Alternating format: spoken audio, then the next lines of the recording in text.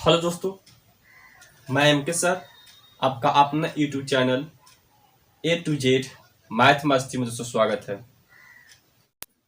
और हम लोग पढ़ रहे हैं आज एक्सरसाइज 5.4 और चैप्टर मैट्रिक्स, और बुक आप लोग समझ ही रहे हैं, डॉक्टर के सी सिंह। तो सबसे पहले दोस्तों आप लोग से अनुरोध है, प्रार्थना है कि सबसे पहले आप वीडियो जो है शुरू से लेकर अंत तक देखें और समझ में आए तभी मेरे चैनल को सब्सक्राइब करें। ठीक है दोस्तों, तो चलिए आइए इसी के साथ हम लोग चलते हैं बोर्ड पे। और यहाँ पर दोस्तों क्वेश्चन लिखा हुआ है, क्वेश्चन 1 2 3 लिखा है। और इसमें देखिए जो भी क्वेश्चन होगा जिसका स्तंभों की संख्या 2 और पंक्तियों की संख्या 2, यानी कि स्तंभ की संख्या 2 और पंक्तियों की संख्या 2। यहाँ पर जो है आपका स्तंभ की संख्या भी 2 है और पंक्ति की संख्या भी क्या है, 2 ही है। तो इस पीरियड में हम इस क्वेश्चन को, चाहे इस तरह के क्वेश्चन को दो तरीका से, दो विधि से हम बनाकर आप लोग को दिखाएंगे। ठीक है। और हाँ, इसमें देखिए सबसे पहले क्वेश्चन क्या रहा है, क्या कि पारंपरिक संक्रिया का प्रयोग करके निम्नलिखित अवयवों के प्रतिलोम निकाले यदि उनका अस्तित्व हो। देखिए अस्तित्व होगा तभी आप प्रतिलोम निकाल सकते हैं, अगर अस्तित्व उनका नहीं होगा तो आप प्रतिलोम नहीं निकाल सकते हैं। ठीक है। तो अस्तित्व होता क्या है, यानी कि अगर मॉडुलस 1 का मान 0 आ जाता है तो अस्तित्व नहीं होगा। ठीक है। अगर 0 के अलावा कोई भी अंक आता है तो अस्तित्व होगा, चाहे वो प्लस में आए चाहे वो माइनस में है। तो इस बात को पहले आप लोग को ध्यान रखना होगा। तो सबसे पहले हम क्या करेंगे, अस्तित्व निकालेंगे, अस्तित्व को जांचेंगे कि हाँ इसका अस्तित्व है कि नहीं। अगर अस्तित्व होगा तभी हम उनका प्रतिलोम निकाल पाएंगे। ठीक है दोस्तों। तो चलिए आइए सबसे फर्स्ट विधि हम देखते हैं, उसके बाद हम सेकंड विधि भी हम बताएंगे। देखिए इसमें मानना होगा, माना कि a इक्वल टू 1 2 3 7। ठीक है। अब यहां पर a मॉडुलस, जब a मॉडुलस करेंगे तो क्रॉस गुना हो जाएगा। क्या होगा दोस्तों, क्रॉस गुना, ऐसे ऐसे 7 में 1 से तो 7 हो जाएगा और 2 में 3 से तो 6 हो जाएगा। तो यहां पर घट के कितना आ गया दोस्तों, 1। तो ये अस्तित्व है, अगर शून्य आता तो इसका अस्तित्व नहीं होता। अब फिर मानेंगे, माना कि क्योंकि अब प्रतिलोम का कार्यक्रम करना है, अस्तित्व हम लोग को पता चल गया कि अस्तित्व है, तो माना कि b इक्वल टू, तो जब b इक्वल टू यहां पर मानेंगे तो 1 2 3 7 सेम ही चीज मानेंगे। और इसके बाद यहां पर हम b डैश करेंगे। गौर कीजिएगा मेरी बात को, क्या कर देंगे हम, b डैश कर देंगे। तो b डैश करेंगे तो देखिए b डैश करेंगे तो स्थान परिवर्तन तथा चिन्ह परिवर्तन, 11, इसको हम 11 बोलते हैं और इसको हम 22 बोलते हैं। तो इसमें होगा क्या कि 22 जो है आपके 11 का स्थान पर चला जाएगा और 11 जो होगा आपका 22 का स्थान पर आ जाएगा, यानी कि 1 के स्थान पर 7 चला जाएगा और 7 के स्थान पर 1, तो 7 और 1, इसका स्थान परिवर्तन हो गया। और इस दोनों का क्या होता है, चिन्ह परिवर्तन। तो चिन्ह परिवर्तन में क्या होगा, अगर इसमें दोनों प्लस है तो दोनों क्या लिखा जाएगा दोस्तों, माइनस में लिखा जाएगा। ठीक है। दोनों अगर प्लस है तो दोनों क्या लिखा जाएगा, माइनस में लिखा जाएगा।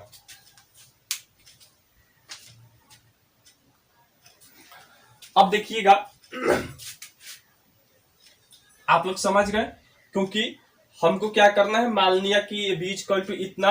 अच्छा, और इसके बाद क्या है, जब b डैश जब करेंगे दोस्तों तो क्या होगा, स्थान परिवर्तन तथा चिन्ह परिवर्तन।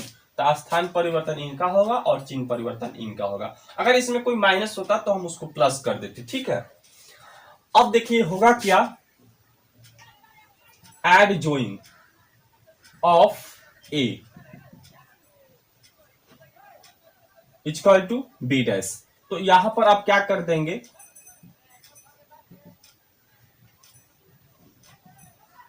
b डैश का मान लिखेंगे 7 1 -2 और -3। समझ में आ रहा है दोस्तों। अब इसके बाद हम क्या करेंगे,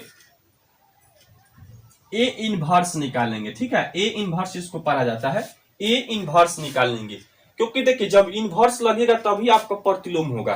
कहने का मतलब यह है कि अगर 7 दिया है, a इक्वल टू क्या लिखे हम 7, आज जब इन्वर्स कर देंगे तो 1 क्या हो गया 7 हो गया। ठीक है, ये प्रतिलोम के रूप में चेंज हो गया। अगर यही चीज 1 अगर 7 दिया होता A=1/7 और इसको हम इन्वर्स करते तो दोस्तों ये क्या हो जाता, सिर्फ 7 होता। मेरी बात समझ में आ रही है? यानी कि अगर हम 2/7 लिख दें 2/7 तो ये क्या होता 7 दोस्तों क्या हो जाता 2 हो जाता। तो अब हमको प्रतिलोम ज्ञात करना है, तो जब प्रतिलोम जब ज्ञात करेंगे तो ए इन्वर्स आपको लिखना होगा और ए इन्वर्स लिखने के बाद ADGOING of A upon modulus A. तो मॉडुलस ए का आपका मान क्या है, तो मॉडुलस ए का मान आपका है 1। तो 1/1 हो जाएगा और एडजॉइंग ऑफ ए का मान है 7 -2 -3 और 1। अब होता है क्या दोस्तों, यहां पर जो मान होगा इससे हम इसमें मल्टीप्लाई करेंगे, तो 1 से तो मल्टीप्लाई कीजिएगा उसमें तो कोई परिवर्तन नहीं होगा। तो दोस्तों आंसर आपका इतना ही हो जाएगा। तो उम्मीद करते हैं कि आप लोग को समझ में आ गया होगा। अब दूसरा हम विधि देखेंगे। ठीक है दोस्तों,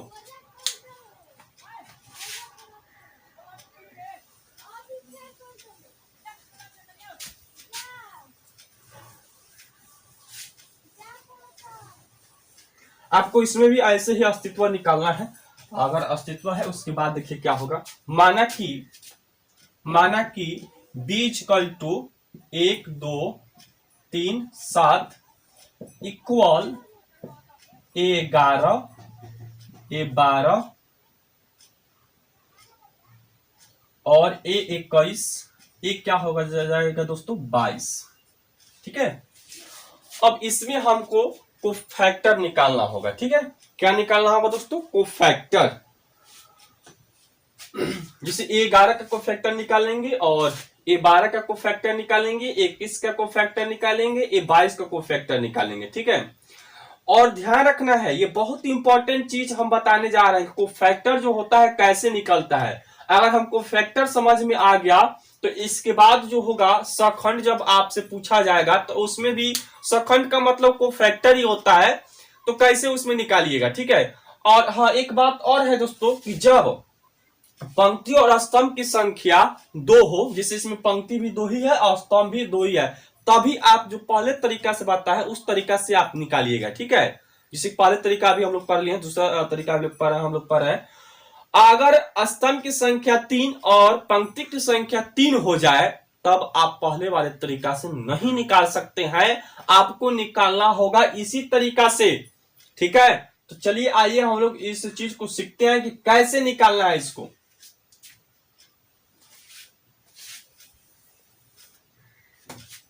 देखिए सबसे पहले इसमें A11 का मान, A12 का मान और A21 का मान और A22 का मान हम लोग निकालेंगे। ठीक है,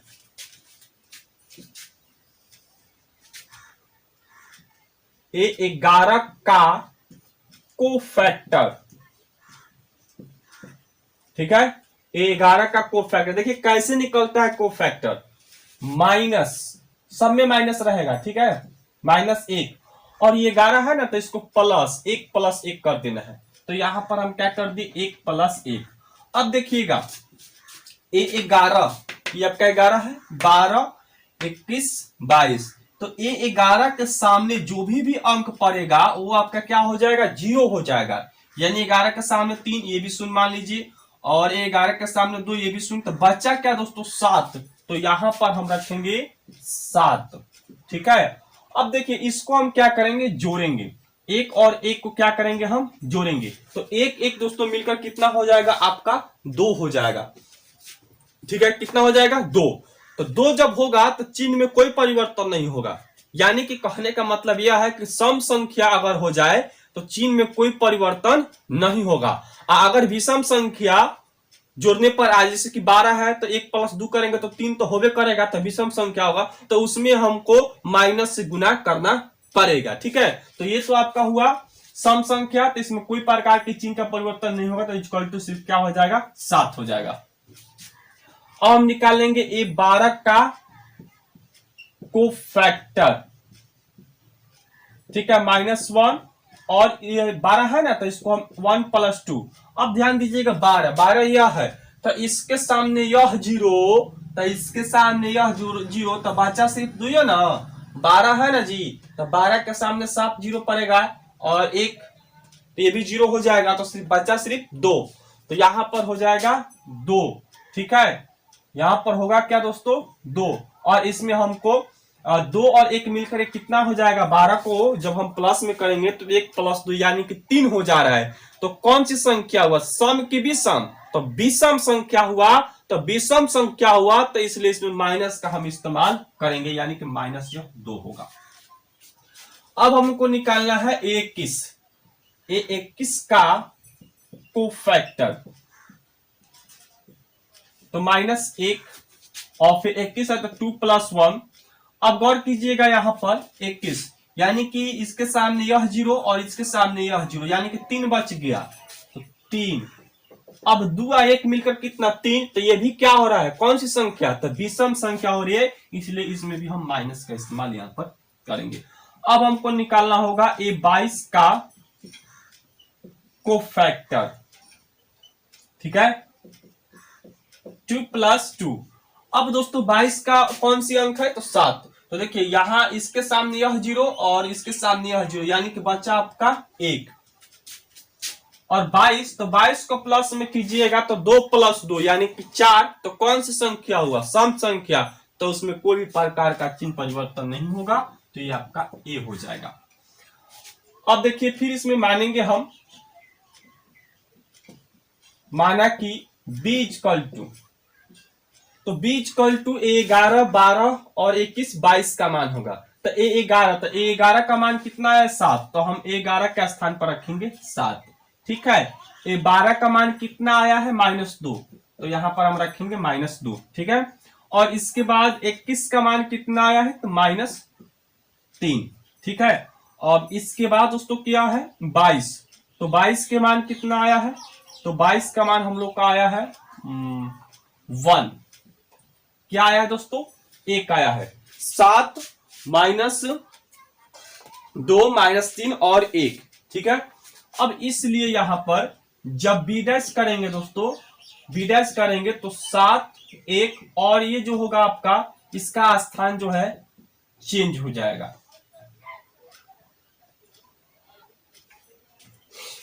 ठीक है, इसका क्या होगा दोस्तों, स्थान चेंज हो जाएगा। तो इसका स्थान दोस्तों क्या हुआ, चेंज हो गया। अब ध्यान दीजिएगा, इसको हम मिटा रहे हैं।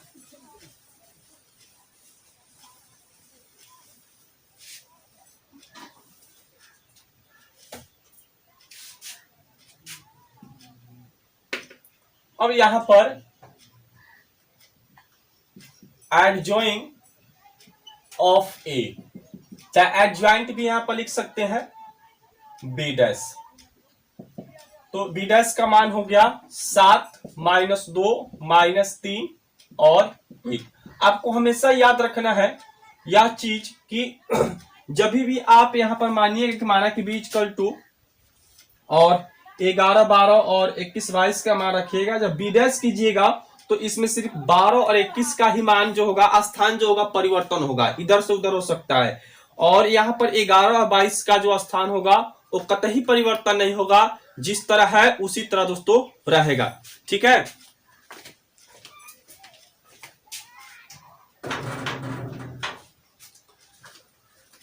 तो चलिए आइए अब देखिए, अब हमको निकालना है प्रतिलोम, तो A इनवर्स करेंगे, तो A adjoint of A modulus A 1/1 और इसका मान है 7 -2 -3 और 1। अब क्रॉस इसमें गुना करा देंगे तो 7 -2 और -3 और दोस्तों क्या हो जाएगा 1। तो आंसर दोस्तों हम लोग को हाजिर है। तो आप फर्स्ट तरीका चाहे सेकंड तरीका से दोनों से आप बनाकर देख सकते हैं। अब इसमें 2 नंबर क्वेश्चन, चलिए मानकर कि 1 नंबर क्वेश्चन नहीं समझ में आया तो आइए अब 2 नंबर क्वेश्चन, क्योंकि 1 2 3 4 5 जितने इसमें क्वेश्चन है और सबका मेथड जो है एक ही तरह का है, एक ही तरह से हम इसको हल करेंगे। बट इसमें जब पंक्ति की संख्या और स्तंभ की संख्या 3 3 हो जाएगा तो हम स्थान परिवर्तन तथा चिन्ह परिवर्तन की विधि से उसको हल नहीं कर सकते हैं, उसको निकालना होगा कोफैक्टर। ठीक है, देखिए 2 नंबर क्वेश्चन 2 1 7 4 है, इसको हम मानते हैं। माना कि एज इक्वल टू 2 7 1 4। अब मोडलस जब 1 करेंगे तो क्रॉस गुना, तो देखिए 4 में 2 से गुना होगा तो 8 और 7 में 1 से गुना होगा तो 7 हो जाएगा। तो मोडलस एज इक्वल टू क्या हुआ 1 हो जाएगा। ठीक है, अब इसके बाद हम क्या करेंगे, फिर मानेंगे। माना कि b इक्वल टू, तो b इक्वल टू 2 7 1 1 4। ठीक है, और यहां पर हम b डैश कर देंगे। तो देखिए जब b डैश करेंगे तो ये स्थान परिवर्तन यानी कि 4 और 2, और इसमें हो जाएगा चिन्ह परिवर्तन। अब हम निकालेंगे एडजॉइंग ऑफ a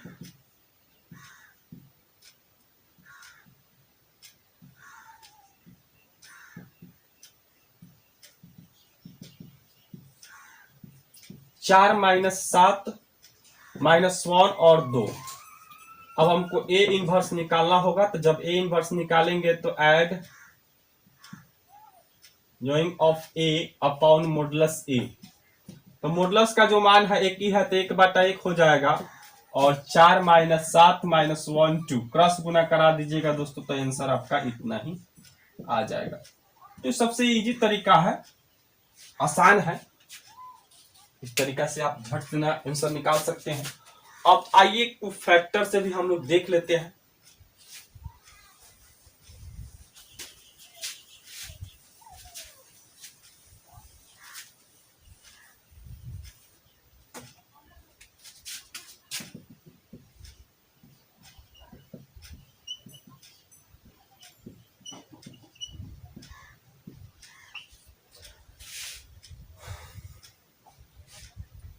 सबसे पहले हम निकालेंगे A11 का को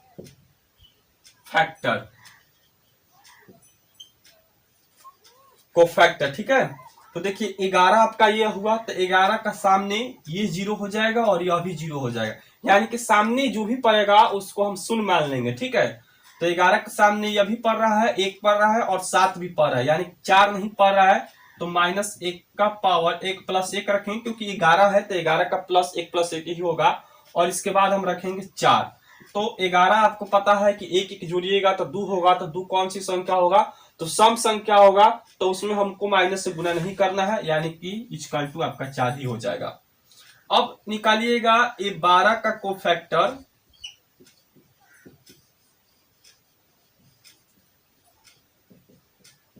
वन प्लस टू, तो 12 है ना दोस्तों, तो 12 आपका यह है, तो 12 के सामने आपका 4 पड़ रहा है तो ये 0 हो जाएगा, और 12 के सामने 2 पड़ रहा है तो ये भी 0 हो जाएगा, यानी बच गया सिर्फ आपका 7। तो 7 कर दीजिए, और 2 1 मिलकर कितना हो जाएगा दोस्तों, 3 हो जाएगा। तो 3 कौन सी संख्या है, सम के विषम, तो विषम संख्या है, इसलिए इसमें माइनस का इस्तेमाल हम करेंगे। अब इसके बाद निकालेंगे ये 21 का कोफैक्टर, तो -1 2 + 1। 21 कौन है, तो 21 नंबर 7 है, तो 21 के 7 के सामने 4 आ रहा है तो ये 0 हो जाएगा, 7 के सामने 2 आ रहा है तो ये 0, यानी कि बच गया आपका 1। तो यहां पर गौर कीजिएगा कि 2 + 1 3 कौन संख्या, तो विषम संख्या, इसलिए -1 हो जाएगा। अब हमको निकालना है ये 22 का कोफैक्टर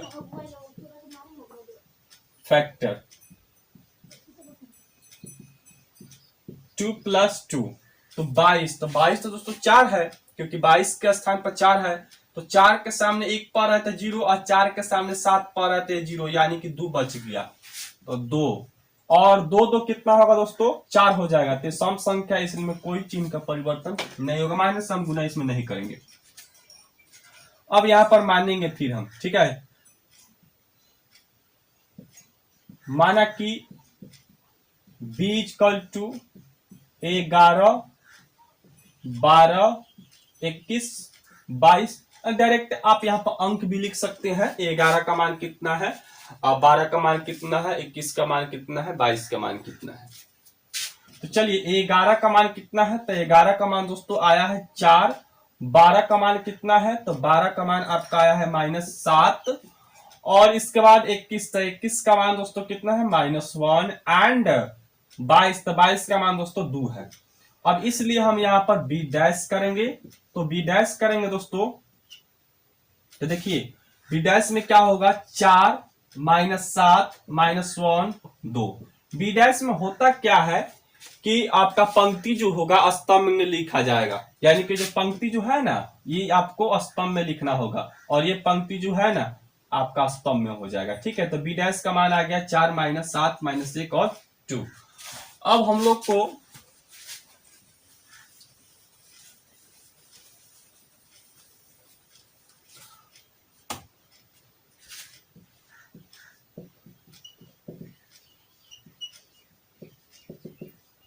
बी डैश, तो बी डैश का मान जो है वह 1 के बराबर होता है।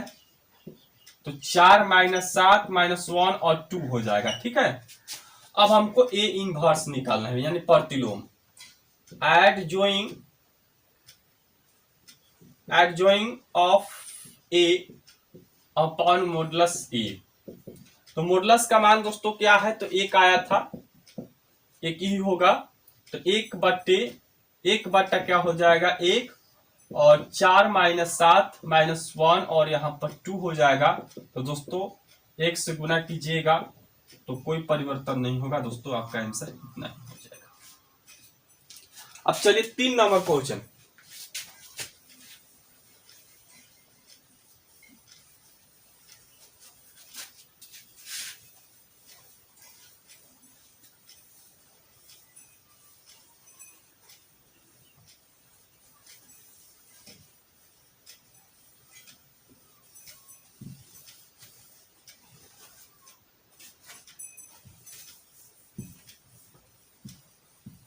चलिए 3 नंबर क्वेश्चन पर हम ध्यान देते हैं।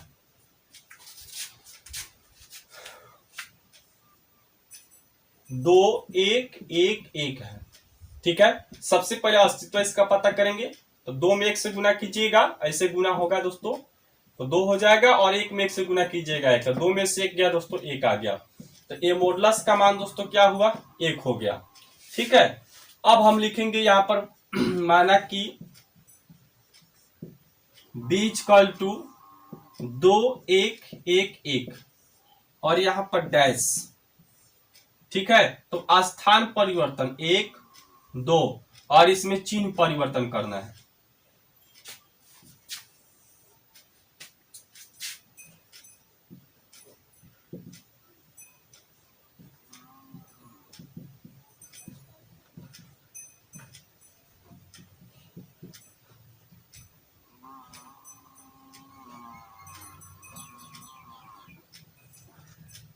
एक -1 और यहां पर 2 हो जाएगा।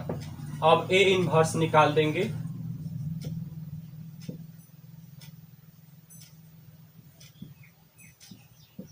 देखिए ए मॉडुलस का मान 1 ही है, तो 1/1 और 1 -1 और 2 क्रॉस गुना करा देंगे दोस्तों। तो 1 -1 2, ये दोस्तों हम लोग का आंसर हो जाएगा। ठीक है, अब दूसरा विधि देखिएगा।